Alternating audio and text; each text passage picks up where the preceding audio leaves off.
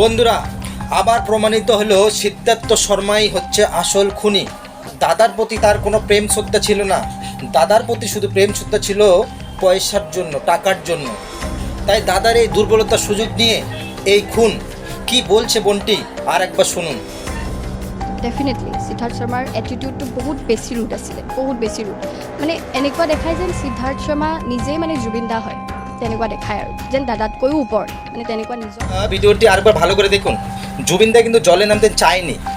উনি জানতো যে অনেক অ্যালকোহল খাওয়ার পরে কিন্তু সে জলে কিন্তু বডি ব্যালেন্স করতে পারে না, এই জন্য উনি কিন্তু জলে নামতে চায়নি। কিন্তু কেউ একজন মাস্টারমাইন্ড রয়েছে যে চেষ্টা করছে জলে নামানোর। আপনারা জানেন, বেশি মদ্যপান অবস্থায় জলে নামলে গা কিন্তু ভারী হয়ে যায়, বডি ভারী হয়ে যায়, সেই বডিকে কিন্তু সাঁতার কাটানো যায় না। তো কেউ একজন মাস্টারমাইন্ড রয়েছে যে সব জানতো, এই জন্য কিন্তু সেই দুর্ঘটনাটি ঘটে গেছে। এর জন্য দায়ী তাদেরই মধ্যে কেউ একজন মাস্টারমাইন্ড রয়েছে।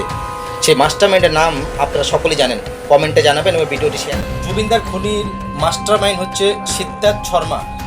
তোমরা অনেকে সেটা বিশ্বাস করনি, তোমরা আজকে লাইভ প্রুফ দেখো। সে চেষ্টা করলে দাদাকে কিন্তু সেভ করতে পারতো, বাঁচিয়ে দিতে পারতো, সে কিন্তু চেষ্টা করেনি।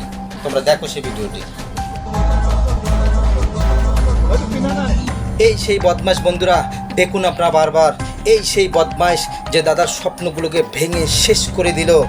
দাদার বাঁচার কত ইচ্ছে ছিল, এত সুন্দর বাংলা ভাষা বলতে পারতো উনি, ওনার বাঁচার ইচ্ছে ছিল, সেই ইচ্ছেটাকে শেষ করে দিল।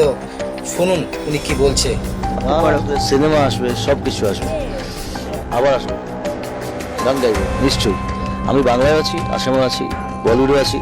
সব থেকে বড় খবর বন্ধুরা, কেন সব এভিডেন্স থাকার পরও আসাম সরকার এখনও জলের মতো পরিষ্কার করছে না যে সেদিনকে অ্যাকচুয়ালি কি হয়েছিল? আমরা কেন এখন অবধি জানতে পারছি না সে আসল তত্ত্ব? আমরা জুবিন থেকে ন্যাচারাল প্রেম করি, এই জন্য কি আমরা সব থেকে বড় অপরাধী? এটা কিন্তু বলিউড না, এটা হচ্ছে আসাম। আমরা কখনো ছাড়বো না। আমরা ন্যাচারাল প্রেম করি ওনাকে, আমরা প্রত্যেকটা জিনিস আমরা জলের মতো পরিষ্কার দেখতে চাই, জানতে চাই। তাই বন্ধুরা, আপনারা এই ভিডিওটি শেয়ার করে দিন সকলকে।